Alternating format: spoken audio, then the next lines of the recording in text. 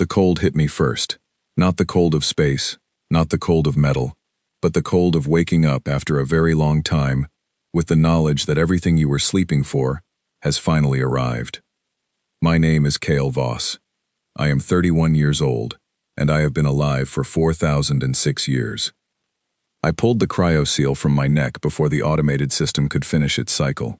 The gel on my skin was still warm. Around me, in the long chamber that ran the spine of the Ark ship, 400 other pods were hissing open in sequence. I did not wait for them. I walked barefoot to the forward observation port and pressed my hand against the glass. There it was, council space. Real, actual, living council space. Billions of stars that had looked down on the erasure of my world. I had studied charts of this region since I was 6 years old. I had memorized every patrol lane, every signal relay, every deep space buoy the Threnian Collective had placed out here. And now I was looking at it with my own eyes, and my heart was beating so steadily it frightened me. My second in command, Lieutenant Nora Aldwell, was already at her station when I reached the bridge. She was 28, born on the 4th Ark ship, and she had never once in her life complained about anything. She looked up from her console. "Fleet status," I said. "All 47 Arks have completed transit. No detection signals. Council patrol grid is running its standard 12-hour sweep cycle. We have a 9-minute gap before the next pass." "Good. Begin passive scan. I want full sensor data on every vessel within 2 light years." She nodded and turned back to her screens. I sat in the command chair and looked at the stars and thought about my grandfather. His name had been Owen Voss. He was the original fleet admiral, the man who had organized the escape of those first 47 ships in the final hours before the stellar-side weapon detonated in our solar system. He had been 44 years old when Earth was erased. He had lived to be 119, most of it spent in cryo-sleep, spending his waking years building the plan, refining the plan, passing the plan to his children and his children's children like a sacred inheritance. He had died 300 years ago, but not before recording his final orders into a sealed holographic file that was programmed to play for the fleet admiral upon arrival in council space. The file had been passed from admiral to admiral, unopened, for 3 centuries. I opened it now.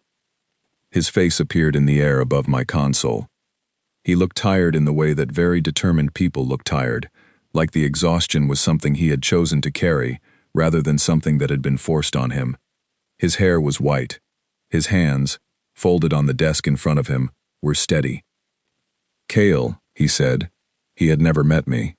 He had recorded this message knowing it would be addressed to whoever sat in this chair, and he had used the name of the Admiral's line as a placeholder, and by coincidence or destiny, it had become my actual name. "If you are watching this, then we made it. All those years, all those arcs, all those cold and silent decades, we made it." He paused. He looked down at his hands. "I want to tell you something that no one in the fleet is going to tell you, because they are all going to be ready for war, and the last thing soldiers want to hear before a war is caution. So I will say it now, from 300 years in your past, and you can do with it what you will. Do not become them. Do not let what they did to us become the thing that defines us. Use every weapon we have built. Take back everything they took. Make them answer for what they did. But remember why we survived. We survived because we were human. Hold on to that." The hologram ended. I sat with it for a long time. Then I stood up and went back to work, because there was a great deal of it left to do. The fleet numbered 4,012 warships. They were not the largest ships in the galaxy, not by a significant margin. The Threnian Collective flew vessels the size of small moons, great slow things bristling with weapons that could split a planet at its core. Our ships were smaller, faster, and built around a principle that 4,000 years of exile had taught us above all else: adaptation. We had taken every piece of Council technology we had managed to steal or reverse engineer across 4 millennia and improved it. Our shield systems were 3 generations ahead of anything the Council had deployed. Our drives could punch through interference fields that would stop a Threnian fleet cold. Our weapons were quiet and precise in the way that weapons built by people with a very specific purpose tend to be. We were not coming here to fight a war of attrition. We were coming here to end something. Navigator Calvin Price, a tall and quiet man who had the unusual talent of being able to read a star chart the way other people read a sentence, looked up from his station. "Admiral, I am getting a faint signal from the deep relay buoy at Grid 7. Council standard encryption. It is a routine status ping. Is it flagging us?" "No, sir. We are invisible to it." "Good. And keep monitoring." Around me, the bridge crew moved with the calm efficiency of people who had been trained for this their entire lives. Gwen Harlow at Communications, 24 years old and already one of the finest signal analysts in the fleet, was cross-referencing the Council's public broadcast frequencies against our intelligence files. Tactical Officer Ben Naylor was running probability models on the patrol routes. Medical Officer Dr. Lena Shore was ensuring that the rest of the 400 crew in the forward section completed their cryo-recovery protocols without issue. These were my people. Not just my crew. My people. The children of arc ships and dead moons and silent decades spent in the dark, learning and waiting, and becoming something the Council had never imagined when it signed the order to erase us. I pulled up the Council's public records database, which we had been quietly tapping for the last 800 years, through a network of relay drones placed at the edges of their signal range. I went to the extinction registry. It was a long file. Species came and went in a galaxy this old. Most of them were listed with detailed historical entries, with the dates of their final confirmed biological signals and notes on their cultural contributions. Earth was listed between the Krellian swarm, an insect species that had gone extinct due to solar collapse, and the dust moths, a peaceful civilization that had faded quietly after their home system's resources ran dry. Our entry was 4 lines long. It listed our star, which they had renamed after removing our designation from the charts. It listed the date of erasure. It listed the vote count as 31 in favor, 0 against. And it listed the reason in a single bureaucratic phrase: galactic security risk, expansion pattern deemed unregulable. 4 lines. 4,000 years of human history, and they had given us 4 lines. Nora appeared at my shoulder. She had read the entry before. Everyone in the fleet had. But she looked at it now with the expression she always wore when confronting something she had long since processed and accepted. Quiet, clear, without the trembling heat of fresh grief. That was what 4,000 years of preparation did to anger. It did not make it smaller. It made it harder, colder, and far more useful. "We are all awake," she said. "All 47 ships. 14 billion people, Admiral. Every single one of them." I closed the registry file. "Then let's begin," I said. The first thing we did was nothing. We held position at the edge of Council space for 72 hours, and we watched. We listened. We mapped. We cross-referenced every piece of intelligence we had with what our sensors were showing us in real time. We identified the locations of the 31 species that had voted for Earth's erasure. We mapped their homeworlds, their trade routes, their military installations, their communication networks, their council seats. We found that 10 of the original 31 species had expanded significantly in the 4,000 years since our erasure. 3 of them had colonized systems that had once been within Earth's own expansion corridor, the region our people had been exploring and settling in the years before the vote. They had moved into our unfinished work and called it their own.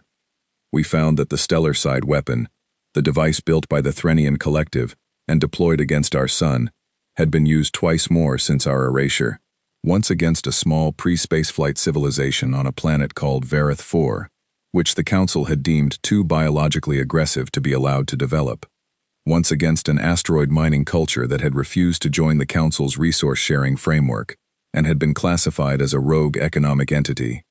In both cases, the vote had been 31-0. In both cases, the deed had been done in the name of galactic security. They had built a habit of it. That was the detail that changed everything for me. Not the original crime against humanity, which I had known about my entire life, but the knowledge that in 4,000 years, they had learned nothing, regretted nothing, reconsidered nothing. They had simply moved on and done it again. I called all 47 ship captains to a fleet-wide briefing. Their faces filled the screen in rows. I knew all of them by name, by background, by the particular way each of them carried the same inheritance I carried. In 3 weeks, I said, we will reveal ourselves. Not yet. First, I need to know everything. I need to know this place as well as I know our own ships. When we speak, and we will speak loudly, there will be no room for error. Captain Elise Drummond of the 7th Ark, a woman with 20 years of deep space command, and a stillness about her that I had always admired, leaned forward slightly. And when we speak, Admiral, what exactly are we saying? I thought about my grandfather's face. I thought about 4 lines in an extinction registry. We are saying, I told her, that the registry needs to be updated. The briefing ended. The fleet held its position in the dark. 47 ships, 4,000 more behind them, 14 billion people breathing quietly in the cold between the stars, waiting for the moment that 4,000 years of waiting had been building toward. I went back to the observation port. I pressed my hand against the glass again. The stars looked exactly the same as they had when I first woke up, but something about them felt different now. They felt like ours. I stayed there for a long time. Then I went to get some sleep, because I was going to need it. The station was called Voraxis, and it was beautiful in the way that something built entirely around profit tends to be. Every surface was polished. Every corridor was wide and well lit, and filled with the species of 31 council worlds going about the business of a galaxy that had been at peace, or what it called peace, for 4,000 years. The central atrium rose 8 levels, and was crossed by suspended walkways where traders and diplomats and couriers moved in the easy rhythm of people who had never once considered that the universe might have something coming for them. I walked through it wearing the face of someone who belonged there. The identity we were using was Threnian Merchant, lower tier, registered to a small cargo operation out of the Velos system. The biometric overlay was the finest work our intelligence division had produced in 3 decades of refinement. It covered 4 of us, myself, Nora, our intelligence analyst Cade Morton, and our communications specialist Gwen Harlow, who had insisted on coming despite being 24 and despite my initial reluctance, because she was the only person in the fleet who could read Threnian encrypted signal patterns in real time, with her eyes and her instincts, rather than a decryption engine.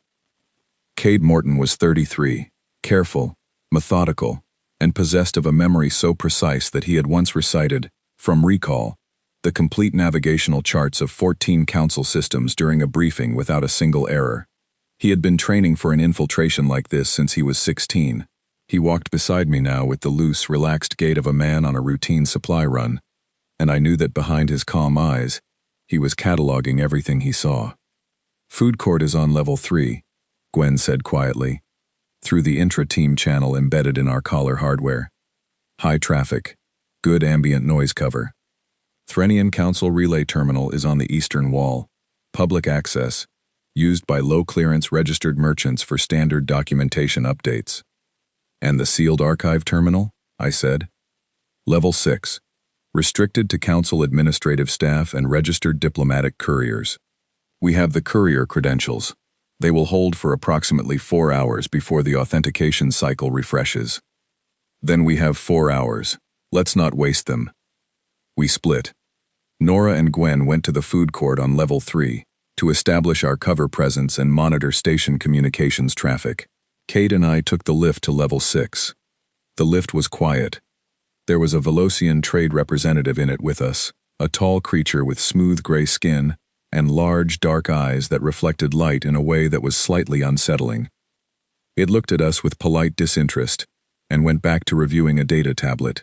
I looked at my own reflection in the polished door of the lift and saw a Threnian merchant, middle-aged by their standards, traveling for ordinary reasons in an ordinary place. The disguise was very good, but it was not the disguise I was thinking about. I was thinking about the larger disguise, the one humanity had worn for 4,000 years. The disguise of being gone, of being extinct, of being 4 lines in a registry and a faded entry in a galactic history that no one bothered to read anymore. Level 6 was quieter than the atrium, The floors here were a darker material, less decorative, more functional. Council administrative staff moved between offices with the particular energy of people who were important in a small but consistent way. There were 2 security checkpoints. We passed both of them with the courier credentials and the biometric overlays and the unhurried confidence of people who went through security checkpoints regularly and found them tedious. The archive terminal room was small. 6 stations, 3 occupied by council clerks who were processing routine documentation. Cade and I took 2 adjacent stations near the far wall and logged in. What I was looking for had been the objective of our intelligence division for 200 years. Not battle plans, not weapons schematics. Something older and more important. The original sealed vote record from the council session 4,000 years ago in which 31 species had agreed, in documented and legally binding terms, to the erasure of Earth and every human being in its system. We had fragments of it. We had the official public announcement, which mentioned the vote count but not the individual votes. We had secondary records from several council species' own archives that confirmed their participation, but we did not have the primary document. The one with the names, the individual votes, the recorded statements of justification, the signatures of every council leader who had sat in that chamber and raised their hand for our erasure. That document was here. We had traced its location 3 years ago through a chain of archival cross-references that Cade Morton had spent the better part of a decade following. It was stored in the Historical Records Division of the Council's Administrative Archive, classified at a level that suggested it was considered sensitive even 4,000 years later, which told me that somewhere in that chamber, there were species who understood, on some level, that what they had done was not something they wanted widely discussed. Found it, Cade said. His voice was completely level. He might have been announcing that he had located a supply invoice. I leaned slightly toward his screen. The file was there. Original Council Record 7741 erasure. Dated 4,003 years ago. Sealed. Encrypted with a council administrative key that we had obtained the structure of through 8 years of careful signals intelligence. Cade ran the decryption. It took 11 seconds. The file opened. I read it.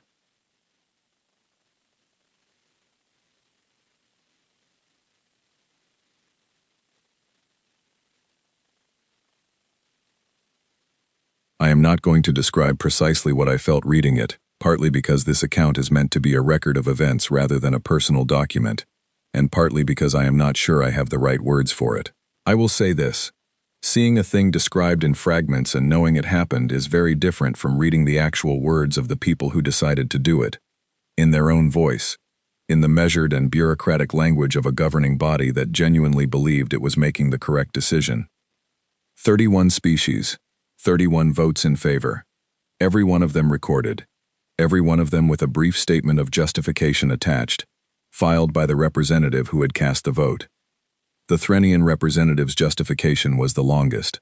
It ran to 6 paragraphs and used phrases like long-term galactic stability and the imperative of regulated expansion and the difficult but necessary calculus of species-level threat assessment. It read like the work of someone who had thought about this very carefully and arrived at a conclusion they found entirely reasonable. There was a single additional entry at the bottom of the vote record that was not part of the official tally.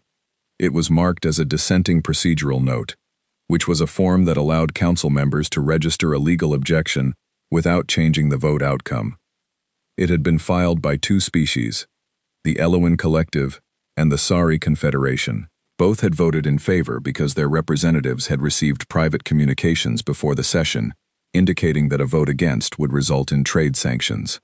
The dissenting note said only that the representatives wished it recorded that their votes did not reflect the genuine position of their governments, and that they believed the action was being taken without sufficient evidence of the stated threat.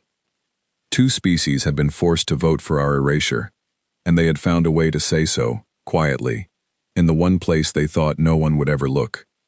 I copied the entire file, every vote, every statement, every word. Cade transferred it to our relay hardware in the same motion he used to close the terminal window, smooth and practiced, no pause, no hesitation. We were logged out and walking back toward the lift within 90 seconds of the file opening. In the lift, on the way back down, The same Velocian trade representative was still there. It glanced at us again. Then it looked slightly more carefully. I watched its eyes move to my hands, then to my face, then to a small point below my left ear where, presumably, the biometric overlay had a seam that was detectable to Velocian sensory organs under close examination. It opened its mouth. "You have been at the archive terminal," it said. Not an accusation. More of an observation, delivered with the careful tone of a creature that had not yet decided what to do with what it had noticed. I met its eyes. "Supply chain documentation," I said. "The Velo's cross-tariff update has created a great deal of extra paperwork." It looked at me for another moment. Then it nodded, slowly, and went back to its data tablet. The lift reached level 3. We stepped out. We did not walk faster than we had walked before. Gwen and Nora were at a table in the food court, 2 cups of something warm between them, looking exactly like 2 merchants with time to spare before their next departure window. Gwen looked up when she saw us and raised her eyebrows a fraction. I sat down. I picked up one of the warm cups. I took a slow drink, because everything about the next 10 minutes needed to look like nothing at all. "We have it," I said. Nora said nothing. Gwen said nothing. Cade sat down and put his hands flat on the table. After a moment, Nora said, "All of it?" "All of it. 31 votes, every statement, 2 coerced dissents that were never made public. Everything." Gwen looked down at her cup. "So they all knew exactly what they were doing." "Yes. And they did it anyway." "Yes." Another moment of silence. Around us, the station moved in its ordinary rhythms. Species from 31 worlds buying and selling and talking and moving through a universe that, as of right now, was still exactly what they thought it was. In approximately 3 weeks, it was going to be something very different. We finished our drinks. We walked back to our docked merchant vessel at a completely unremarkable pace. We undocked with a standard departure filing. We cleared the station's sensor perimeter and went to low drive, traveling as any Threnian merchant would travel, unhurried and unremarkable, for 4 hours. Then I opened a tight beam channel to the fleet. "All captains," I said, "stand by for a file transfer. When you receive it, you will want to read it carefully. Then I want you to send a copy to every person in your crew." I paused. 14 billion people have been waiting 4,000 years to know exactly who made the decision that took their world. Now they will know. I transmitted the file. For a long moment the channel was completely silent. Then Captain Elise Drummond's voice came back, very quiet, very steady. "We are ready, Admiral." "I know," I said. "I know you are." I closed the channel and set a course for the rally point. Behind me, 4,000 warships were waiting in the dark, and in each of them, people were reading 31 names for the very first time, and the silence between the stars had never felt so full of something about to happen. I thought about the Velocian on the lift. I thought about the moment it had looked at me, and almost, but not quite, understood what it was seeing. 3 weeks. That was how long they had left. I hoped they would use the time well. There is a particular kind of silence that happens when something very large appears where nothing was before. I have read accounts of it from the history files we carried across 4,000 years of exile. Sailors in Earth's ancient maritime age described it when they saw a fleet of enemy ships appear from fog. Soldiers described it when they stood on a hill and watched a force they had not expected crest the horizon. It is not the silence of calm.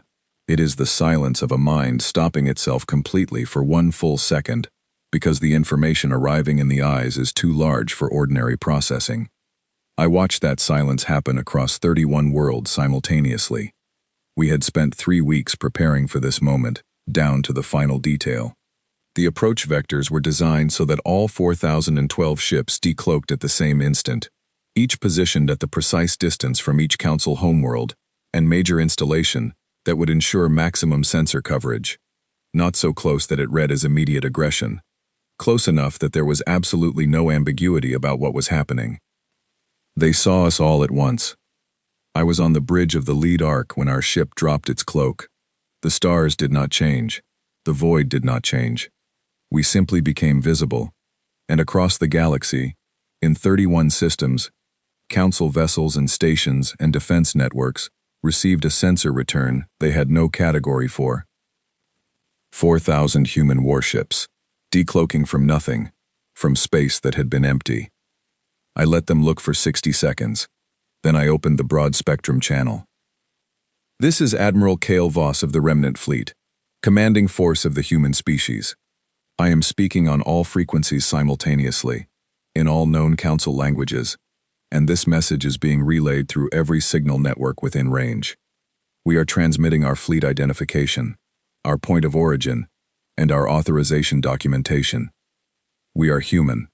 We are 4,000 years old in exile, and we have come home. I paused. We are not here to ask permission. We are not here to negotiate our right to exist. We are here because this space belongs to us as much as it belongs to anyone, and because 4,000 years ago, 31 member species of this council decided that humanity should be removed from the universe. We have spent every one of those 4,000 years preparing our response. Another pause. We are targeting nothing at this time. No weapon systems are active. We will hold position for 48 hours. Use that time to evacuate any civilians from military or administrative installations within our sensor range. We are not interested in people who had nothing to do with a decision made before they were born. We are interested in the council. We are interested in the record. And we are interested in what happens next. I closed the channel. Nora Aldwell, beside me, was watching the response signals flooding our communication array. Ships that had been on routine patrol were changing course. Defense stations were powering up. Across the Council's internal network, which we were monitoring through the relay infrastructure we had spent 2 centuries quietly embedding in their signal grid, emergency sessions were being called. Fleet commanders were receiving alerts. Political representatives were being pulled from meetings. They are trying to calculate our numbers, Cade Morton reported from the intelligence station. Their initial sensor return is giving them an incomplete picture. The deep field ships are still reading as background noise. Good. Let them discover us gradually. Because what they were seeing at first was not the full fleet. What they were seeing was the 400 ships that had decloaked in the most visible positions. The ones closest to major installations. The ones that were unmistakable. The other 3,600 were still positioned in the outer reaches. Detectable now if you knew what to look for, but not immediately obvious in the chaos of a galaxy-wide sensor alert. The Council would spend the next few hours trying to assess what they were facing, and each hour they would discover that the answer was larger than the hour before. Ben Naylor at the tactical station looked up. Admiral, the Threnian Collective is scrambling a fast response fleet. 60 vessels, likely moving toward Thren Prime's defensive perimeter. Thren Prime, the homeworld of the species that had built the stellar-side weapon.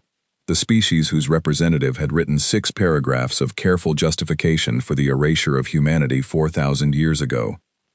I had chosen Thren Prime as the demonstration point, not for destruction, for something more precise. Match their fleet movements, I said. Keep our ships at a consistent distance. Do not advance. Do not retreat. Let them see that we are not reacting to them. Because that was the first lesson we needed to teach. We were not reacting to anyone. We were acting according to a plan we had made, and their responses were simply information we were cataloging for later use. The Threnian fast response fleet arrived at their defensive perimeter and formed up. 60 ships. They were good ships by Council standards. Large, well-armed, built by a species that had been the galaxy's premier military power for 4,000 years. Their commander, a fleet chief whose name our intelligence files identified as Sorath of the Collective, opened a channel to us. Unidentified fleet. You have entered Council space without authorization. Stand down and prepare for inspection, or be treated as a hostile incursion. I opened a channel back. Fleet Chief Sorath. We have transmitted our identification already. We are the remnant fleet of the human species. We entered this space without requesting authorization, because we do not require authorization from a body that voted to erase us. I am giving you the same 48 hours I am giving the rest of the Council to ensure your civilian population is clear of military infrastructure. After that, we will be discussing terms. I suggest you begin the evacuation. The channel stayed open for a moment, then Sorath's voice came back, and there was something in it that was not quite the authority I had heard in the first transmission. Something slightly recalibrated. "You claim to be human," he said. "Humans are extinct." "Your registry is incorrect," I said. "We are updating it now." I closed the channel. Across the fleet, ships were holding their positions with complete discipline. 47 ARC ships and 3,965 warships, each one crewed by people who had grown up knowing this day was coming, who had trained for every contingency we could imagine, who were now executing a plan with the calm precision of a species that had spent 4,000 years with nothing to do but prepare. The 48 hours passed. The Threnian collective civilian population, we monitored it carefully, did move from the orbital stations and the military platforms. They were not stupid. They could see the numbers on their sensors, and the numbers were not comfortable reading. When the 48th hour arrived, I gave my next order. Engage the Thren Prime infrastructure targets. Precision only. Zero civilian contact. Begin with the orbital defense grid. What happened next took 4 hours. Our ships did not strike the planet. They did not strike any vessel that was not actively targeting us.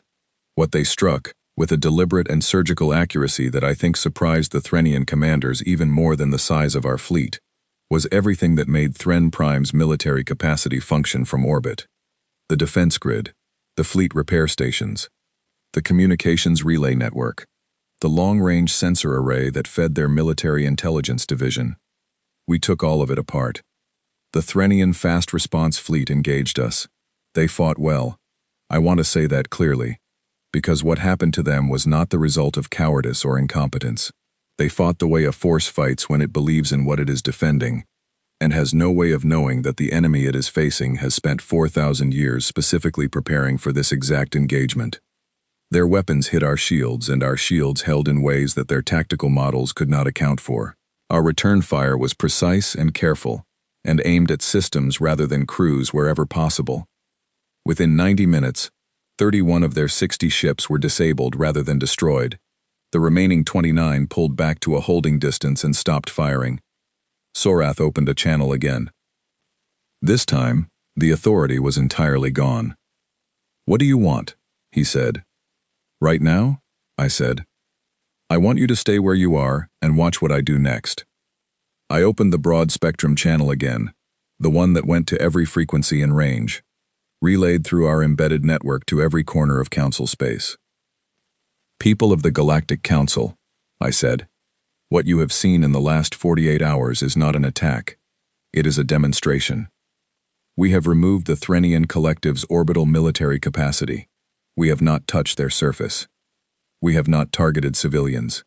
We have not destroyed a single vessel that was not actively firing on us. Everything we have done has been proportional to a single, specific purpose." I paused.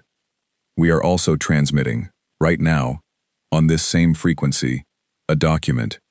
It is the original sealed vote record of Council Session 7741, dated 4,003 years ago. It contains the individual votes and the recorded statements of justification for every species that voted to erase the human species from this galaxy. Every name, every word, in their own language, in the language of every species in this transmission range, translated precisely. Read it, all of you, because what happened to us can happen to anyone this council decides is inconvenient. It happened to Vareth 4. It happened to the asteroid mining culture you erased 2,000 years ago. And it will happen again, unless the people of this galaxy understand what is being done in their name. I closed the channel. For a while, nothing happened. Then, slowly, the signals started coming in. Not from military vessels, from civilian networks, from the open frequencies that ordinary people on 31 worlds used to talk to each other. The vote record was spreading. It was being read, shared, discussed, reacted to. I had not expected silence from the Council's population. I had expected what was now beginning, the discovery, for millions of ordinary beings who had never known, or had forgotten, or had chosen not to ask, that their governments had once voted to erase an entire species, and had done it again, and had never, in 4,000 years mentioned it to anyone. Nora came to stand beside me. She was looking at the signal display, watching the civilian traffic spike as the document moved through the networks. "It is working," she said. "It is only the beginning," I said. Captain Elise Drummond's voice came through on the fleet channel. "Admiral, we are receiving a council-wide emergency broadcast. The Grand Council is calling a full session. They are requesting that we send a representative." I stood up. "Tell them we will attend," I said. "But they should set a human chair at the table. We will not stand." I walked to the window and looked at Thren Prime below us. A planet of billions. A world that had built the weapon that killed our sun. Still intact. Still turning. I had no desire to change that, and I thought my grandfather would have approved of that decision, if not for the reason anyone watching might have assumed. I left it intact not because I was merciful. I left it intact because it was more powerful for them to live with the knowledge of what was coming than to have it end quickly. They needed to sit with the awareness that we had the capacity to do far more than we had done, and that the reason we had not was a choice we were making, not a limit we were working within. That was a lesson that would outlast any battle. The fleet held position. The council met. And for the first time in 4,000 years, the galaxy was going to have to make room for humanity at the table. We were not asking for a seat. We were taking one. I had been in the council grand chamber for 11 minutes before anyone spoke to me directly. That was not an accident. The chamber was designed around a specific kind of power, the kind that announces itself through architecture and silence, and the slow, deliberate movements of species that have been governing a galaxy for a very long time. The ceiling was high. The central table was long. The seats of the 31-member species were arranged in a precise crescent, each one elevated slightly higher than the floor where I stood, so that whoever addressed the council was always, by design, looking slightly upward. I had studied the chamber's layout for 20 years. When I entered, I walked past the speaker's position in the center of the floor. I walked to the far end of the crescent, to the one chair that was empty, the one that had been left empty since the original human council seat had been removed 4,000 years ago. Someone had placed a temporary stand there, presumably to fill the visual gap. I moved the stand aside. I set it against the wall. I sat in the space where the human chair had been. Nobody tried to stop me. I folded my hands on the table and looked at the 31 delegations and waited. The council presiding elder was a Kelhari, a species with pale, layered skin and very large, still eyes. She had held the position for 60 years by their calendar, which made her experienced enough to know that the situation she was currently in had no precedent and almost no applicable protocol. She looked at me for a long moment, and then she said, in the common trading language that all species in council space shared, "You are Admiral Voss." "I am," I said. "You have brought 4,000 warships into council space." "More than 4,000, I said. "But yes." Another silence. "You have removed the Threnian Collective's orbital defense capacity." "I have." "And you have broadcast the contents of a sealed council record to every frequency in this region of space." "I have done that as well." She folded her hands on the surface in front of her, mirroring my posture exactly, which I thought was either deliberate or unconscious, and either way was interesting. "What is it that you want, Admiral Voss?" I looked around the table. 31 species, most of them represented by their senior diplomatic officials, some by their heads of government. Some of them were watching me with expressions I could read well enough through 4,000 years of recorded cultural study. Fear in some, calculation in others.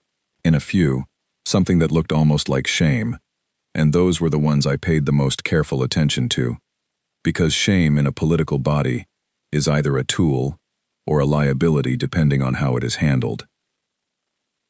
"Before I tell you what I want," I said, "I want to address something that several of your delegations have already raised in pre-session communications, which we were, naturally, monitoring. The argument that the action taken against humanity 4,000 years ago was legal under the council statutes of that time." I paused.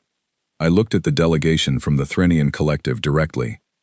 Their representative, a senior official named Keth, met my gaze and held it. Legality and justice are not the same thing, I said. Your statutes permitted the erasure of a species. Your statutes also, at that same time, permitted indentured labor contracts that the Council has since abolished because it recognized them as inhumane.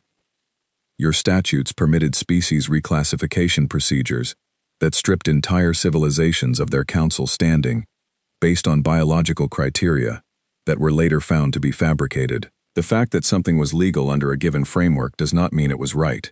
It does not mean it will go unanswered. And it does not mean that the parties responsible bear no accountability simply because the framework has since been updated. Keth opened his mouth. I am not finished, I said. He closed it. You have had 4,000 years in which any member of this body could have chosen to revisit that decision, to acknowledge what was done, to make some attempt at redress. You had 4,000 years in which the dissenting votes of the Eloan Collective and the Sari Confederation, which were cast under documented coercion, could have been acknowledged and addressed. You did none of those things. You sealed the record. You removed our star from your charts. You erased our entry from the extinction registry with 4 lines, and then you used the same weapon twice more. The chamber was very quiet. 2 more species, I said. Vareth 4, the Orath mining culture, gone, because this council decided they were inconvenient. How many of the species in this room know about Vareth 4? How many of your citizens do? I waited. No one responded. That is what I thought. I sat back slightly. Here is what I want, I said.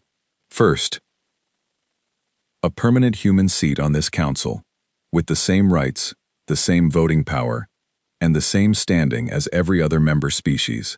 Not a provisional seat, not an observer status, an equal seat. Second, the complete and permanent dismantling of the Stellar-Side weapon program and all related research, overseen by a joint inspection team that includes human representatives, with public reporting to every member species. Third, the formal acknowledgement, in the Council's public record, of what was done to humanity, to Vareth 4, and to the Orath culture, with the full vote records released to the public archives of every member species. Fourth, the restoration of our territorial designation in all Council charts, navigation systems, and records, including the renaming of our star back to its original human designation. Fifth, the allocation of 1 habitable system within the territory that was taken from our expansion corridor 4,000 years ago, for use as a permanent human homeworld. I stopped. The chamber remained silent for several seconds. Then the Threnian representative, Keth, said, You are asking for recognition of war crimes committed by this body.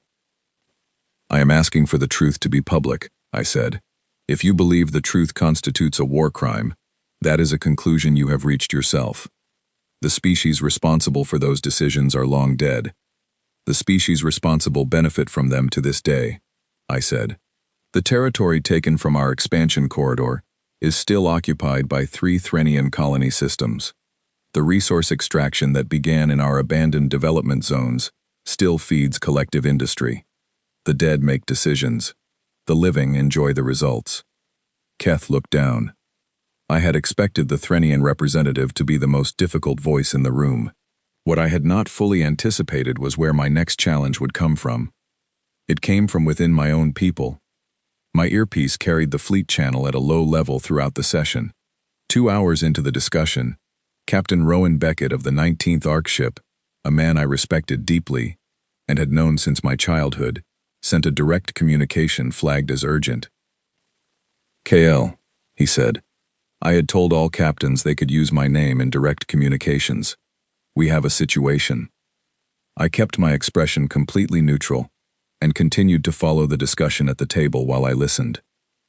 7 ship captains have submitted a joint formal request. They want authority to begin strikes on the 3 homeworlds belonging to the species that voted strongest for the erasure: Thren Prime, Velos, and the Kethian home system. They believe the Council is going to delay and deflect, and that we will end these talks with words and no real change. I breathed slowly. Hold, I said quietly. Tell them to hold and to trust the process. They are not sure the process works, Admiral. Neither am I said. But it is the process we are running. Hold. The 7 captains were not wrong in their fear. I had the same fear. 4,000 years of patience did not make you immune to the concern that a table of diplomats would find a way to replace genuine accountability with carefully worded gestures. I had seen it in the historical record often enough. The powerful were very good at acknowledging wrongdoing in language that managed to say everything without costing anything. But I had something those 7 captains were not seeing from their position in the outer fleet. I was watching the delegations of the Eloan Collective and the Sari Confederation, the 2 species whose representatives had filed the coerced dissenting note 4,000 years ago. Both of them had been quiet throughout the session, but they were quiet in a different way from the others. They were listening carefully, and the senior Eloan delegate, a small, precise individual named Dava Wen, had passed a written note to the presiding elder approximately 40 minutes into the session. I did not know what was in that note. 2 hours later, I found out. The presiding elder called a recess. She asked me to remain.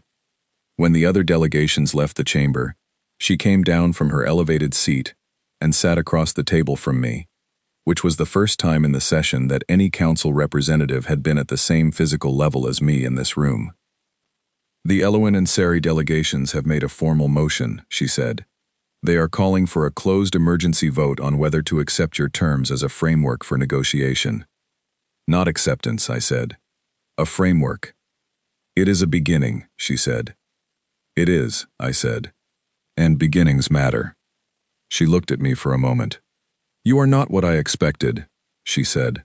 When we received your first transmission, there were many in this body who expected rage, demands for destruction, something that could be answered with a military response and categorized as an attack. I know, I said. The broadcast of the vote record changed the situation considerably, she said. There are significant civilian reactions on multiple worlds. Our member species governments are receiving pressure from their own populations. I know that too, I said. She tilted her head slightly. You planned for that. We had 4,000 years, I said.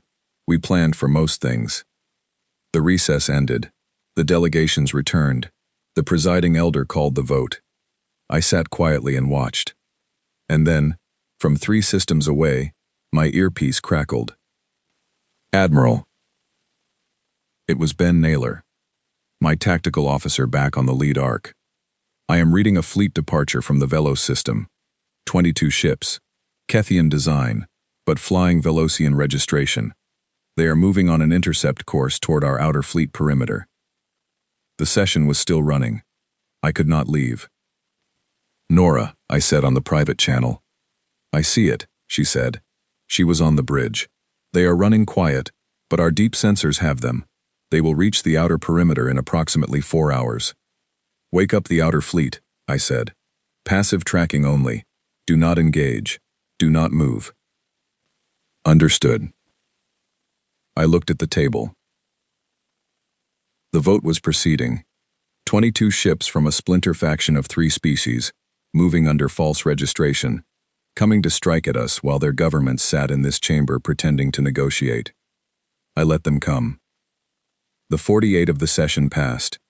The emergency vote was taken. The result was 14 in favor of accepting my terms as a negotiating framework, 12 against, and 5 abstentions. A majority, but not the consensus the council preferred for major decisions. The presiding elder announced the result and told me negotiations would begin formally within 72 hours. I thanked her, stood, and walked out of the chamber. The moment I was clear of the station's formal zones and in a secured communication corridor, I contacted the bridge. Position?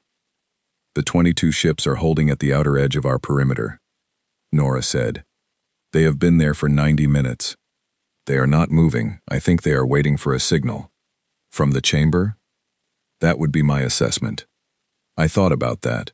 A splinter faction had sent 22 ships under false registration to strike at us, while their government representatives were in negotiations. Not a rogue action by rogue commanders. A coordinated strategy. The 3 species involved, 2 of whom I had already identified from the registration traces, were the ones whose vote statements in the 4,000-year-old record had been most aggressive, most certain, most contemptuous of humanity's right to exist. They had not changed. Let them have their signal, I said. Let them commit. Kale, Nora said carefully, if we let them fire the first shots, then everything that follows is documented as self-defense, I said, and their governments, who are currently sitting in a chamber pretending to negotiate in good faith, will have no political ground to stand on. A pause. All right, she said, waiting. I walked back toward the transport bay. I had a shuttle waiting to take me back to the fleet. I was halfway there when the earpiece crackled again. They are moving, Ben Naylor said. All 22. Weapons going hot. All outer fleet units, I said. You are authorized to respond. Precision only. Disable where possible. No civilian contact. What happened next took 53 minutes. I watched the engagement data on a tablet in the shuttle as we flew back to the lead arc. The 22 ships engaged the outer perimeter of our fleet and were met by 340 human warships that had been waiting, holding position, running completely dark, for 4 hours. The mathematics were not close. By the time I reached the bridge, it was over. 22 ships, 16 disabled. 4 surrendered. 2 had attempted to run and had been stopped by drive system strikes. 0 crew losses among our forces. Moderate casualties among the attacking ships, primarily because they had made the decision to fire rather than to stop when our forces made their advantage clear. I looked at the engagement record. I looked at the registration data confirming which 3 species had supplied and crewed those ships. I looked at the transmission logs showing the signal that had been sent from a council administrative relay station 17 minutes into the session, before the vote, when the 3 species delegations had presumably realized the vote might not go their way. Then I got back on the shuttle. I went back to Axiom Station. I walked back into the council grand chamber without announcement. Several delegations were still present, filing procedural responses to the vote result. The presiding elder looked up from a conversation with 2 aides. I placed a data slate on the table in front of her, the engagement record, the registration data, the transmission log. The negotiations will proceed, I said, but you should be aware that 3 of your member species attempted a covert military strike on our fleet during this session. I am placing the documentation of that action into the public record. I looked at the 3 relevant delegations. Their representatives had gone very still. Your ships are disabled and being held by our fleet, I said. Their crews are unharmed. We are not holding them as prisoners. They will be returned to you. Consider it a demonstration of the kind of restraint we expect to be reciprocated going forward. I looked at the full chamber. I have been very patient today, I said. My people have been patient for 4,000 years. I want to be clear that patience is a choice we are making, not a quality we are limited to. We are choosing it because the outcome we want is not destruction. It is justice. Those are different things, and we know exactly which one we are here for. I picked up the data slate. 72 hours, I said. I will be back. I walked out. In the corridor, away from the chamber, I allowed myself one moment of something that was not quite relief, not quite satisfaction, but was in the vicinity of both. The kind of feeling you get when a very long and difficult thing has gone the way it needed to go. Not perfectly, not easily, but correctly. My grandfather had told me to hold on to being human. I was beginning to understand, more clearly than ever before, what he had meant. I stood at the observation port of the lead arc and looked down at New Terra for a long time before I said anything to anyone. It had been 14 days since the council session. The formal negotiations had lasted 9 of those days, during which I had spent more hours at a conference table than I had in the previous 5 years combined. The terms had been contested point by point, clause by clause, with the careful and exhausting thoroughness of a governing body that knew it was losing ground and was determined to at least control the exact shape of the loss. We had not given on any of the 5 primary terms. We had given on timing and on process. The stellar side weapon program would be dismantled over 18 months rather than immediately, under joint inspection rather than unilateral demand, because the engineers who had to do the dismantling needed time, and the inspection framework needed structure. The public acknowledgement of what had been done to humanity, and to Vareth 4, and to the Orath culture, would be released in a phased process that allowed the Council's member species to manage the political impact on their own populations, because I was not interested in causing mass civil unrest across 31 worlds, and I was also not interested in giving anyone a reason to claim that we had destabilized the galaxy for our own convenience. The territorial allocation would be surveyed and formally deeded within 6 months. The rest we held absolutely. The human seat on the council was ratified on the 6th day. The delegation that cast the deciding vote was the Eloan Collective, the same species whose representative had filed a coerced dissenting note 4,000 years ago and had spent 4 millennia carrying the knowledge of what they had been made to do. Dava Wen, the Eloan senior delegate, came to find me after the vote was certified. She was a small individual, very precise in her movements, and she looked at me for a moment before she spoke. 4,000 years ago, she said, our representative was told that if we voted against the motion, the collective's trade access to core council systems would be suspended. We had 17 colonies that depended on that access for food import. He voted the way he was told to vote, and he spent the rest of his life unable to speak about it publicly. But he filed the dissenting note because he needed the record to know he had understood what was being done. I said nothing. I let her speak. We have been waiting for someone to find that note, she said, for a very long time. We found it, I said. She nodded once, precisely, and walked away. I thought about that moment a great deal in the days that followed. I thought about how many pieces of history are buried in records that no one has thought to look for, and how different things might be if the looking happened sooner. And then I thought about all the reasons the looking does not happen sooner, and I arrived at the conclusion that my grandfather had probably arrived at as well, which was that the looking only happens when someone decides that the discomfort of finding the truth is preferable to the comfort of not knowing it. We had made that decision for 31 civilizations. Whether they thanked us for it eventually was not my concern.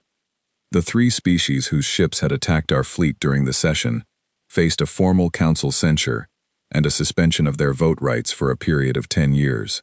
That was the council's own process, not mine. I had submitted the documentation and stepped back from it, because it was more powerful for the council to discipline its own members than for us to demand punishment and be seen as the ones controlling the outcome. The Splinter Fleet commanders were returned to their homeworlds, as I had promised, without conditions. The Council's own tribunal would handle what came next for them. I was done with those 22 ships. I was done with a great many things. Now I was standing at the observation port, looking down at a world that was ours. The system had been called Heron's Reach in the old human expansion records, a name given by the survey team that had first catalogued it 4,060 years ago, before the vote, before the erasure, before everything. It had been in our expansion corridor, one of 12 systems we had been in the process of evaluating for settlement. After the erasure, the Threnian Collective had designated it as a resource extraction zone and had spent 2,000 years pulling minerals from its asteroid belt before the deposits ran thin, and they moved on, leaving behind a network of abandoned industrial platforms and a second planet that their extraction operations had partially reshaped. The third planet in the system, which the old survey team had designated Heron 3 in the dry language of exploration cataloging, had been entirely untouched. It was habitable. It was rich. It had oceans and weather systems and soil chemistry that our biological teams had confirmed was not merely workable, but exceptional. The kind of planet that appeared in survey records with the notation recommended for priority settlement. Our terraforming teams had been working on it for 3 years, beginning well before the negotiations, because I had planned for the outcome we wanted, and not for the outcome we feared. They had done extraordinary work. The atmospheric adjustments were complete. The soil seeding was done. The first surface structures were built. It was called New Terra, not as a replacement for Earth, as a continuation of it. I looked at it for a long time. Behind me, the bridge crew was running routine status checks. The fleet was dispersed now, spread across the system and the surrounding space, in the pattern of a civilization beginning to settle, rather than a military force holding position. Ships were moving toward New Terra with the first construction materials, the first permanent colonists, the families who had lived their whole lives on ARC ships and who would be the first human beings to stand on solid ground under an open sky in 4,000 years. Nora came to stand beside me. She had always had good instincts for when to approach and when to leave a silence alone. "The first landing shuttles are loaded," she said. "Captain Drummond is leading the first group herself. She asked if you wanted to go with them." I thought about that. I thought about Elise Drummond, who had been born on the 7th ARC ship, and who had commanded it with such quiet authority for 2 decades, and who deserved to be among the first people to step onto that soil as much as anyone in the fleet. "Tell her to go," I said. "Tell her I will be down on the 2nd day." Nora nodded. I kept looking at the planet. Somewhere below me, in a few hours, human beings were going to walk on Earth again. Not the same Earth. Not the original Earth, which was gone, which was a system of debris and cold silence now, 4,000 years dead. But Earth, in the original sense of the word. Ground, soil. A place to stand that was theirs. I thought about the first people to go down. I thought about what it would feel like to step out of a shuttle and put your foot on ground that had never been walked on by any human before, and to know that every human after you would remember you as the first. I thought about my grandfather, who had died 300 years ago on an ARC ship with no planet within reach, and who had made me promise, through 300 years of recorded instructions and inherited obligation, that I would not let the anger consume the purpose. I thought about Dava Wen and her careful, precise posture, and the 4,000 years her civilization had spent knowing what it had been made to do. I thought about the 31 vote statements in a sealed record, and the 2 that had been different from all the others. I thought about the council chamber, and the empty chair I had moved a stand away from, and how it had felt to sit in it not as a petitioner, or a prisoner, or an extinct entry in a registry, but as the representative of 14 billion living human beings who had never, not once in 4,000 years, stopped being exactly that. Then I pressed the communications channel. "This is Admiral Cale Voss, speaking to all fleet channels, all ARC ships, all vessels currently in the Heron system. I have a brief thing I want to say before the first landing crews deploy." The channel was quiet. All across the fleet, in ships and corridors and common rooms and preparation bays, I knew people were stopping what they were doing and listening. 4,000 years ago, I said, our people were given 4 lines in a registry, the date of our erasure, a vote count, and a reason, a single bureaucratic phrase that was meant to sum up everything we were and everything we would ever be, and to close the matter permanently. I paused. They did not know us very well. Another pause. "What you are doing today, what every one of you has done by being here, by surviving, by building, by training, by carrying this forward through every generation that came before us.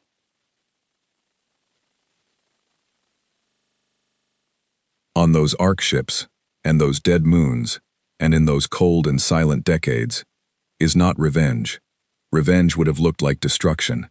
What we did was something harder. We came back. We stood at their table. We made them read their own record. We made them answer for it.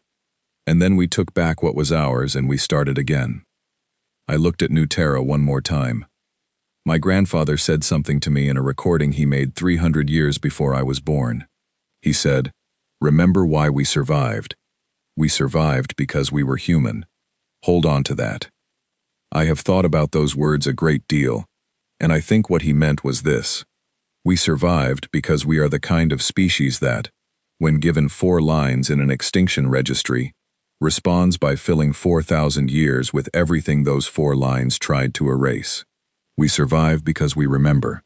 We build because we believe the future is worth building. We come back because we have never once, in all the long history of this species, decided that being gone was the same thing as being finished.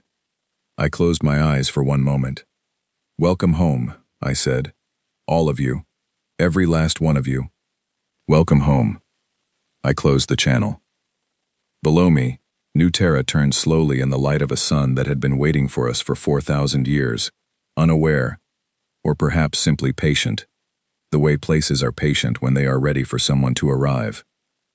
The first shuttles began their descent. I watched until the last one was through the atmosphere and the comm system reported all surface contacts confirmed. Then I walked back to my chair and sat down and began reviewing the list of tasks that came after. There was a great deal of work left. There always was. The council seat needed a permanent representative. The inspection team for the Stellar Side Dismantlement Program needed to be formed. The territorial survey had to be staffed. The public record acknowledgement process needed human oversight to ensure it was carried out fully and not quietly minimized over time. 14 billion people needed a civilization, not just a planet. And I was the admiral. There was no one else to start the work. I pulled up the first file and began to read. The stars outside the window were the same stars they had always been, but something about the way I looked at them had shifted, permanently, in a way I did not yet have exact words for. They were not ours in the possessive sense, not territory to be claimed or catalogued. They were ours in the way that a horizon belongs to anyone standing at the edge of something large and open, looking forward. They were ours because we were still here to look at them. That was enough. That had always been enough. The registry, somewhere in the council's archives, now had a new entry where the old 4 lines had been. The human species. Current status. Present. Population. 14 billion and growing. Homeworld. New Terra. Heron system. Coordinates attached. Notes. See Council Record 774-1 for prior history. See also the complete public record of the session of acknowledgement, ratified by the full council, and available in all member species archives. And at the very end of the entry, in the field marked Historical Addendum, someone in the council administrative office had added a single line that I suspected had come from Dava Wen, though I never confirmed it. It said, "Never again listed as extinct." I read that line 3 times. Then I put the file down and looked out at the stars for a few more minutes, and I let myself feel, just for those few minutes, what 4,000 years of patience finally arriving at its purpose actually felt like. It felt very quiet. It felt very right. Then I picked up the next file, and the work continued.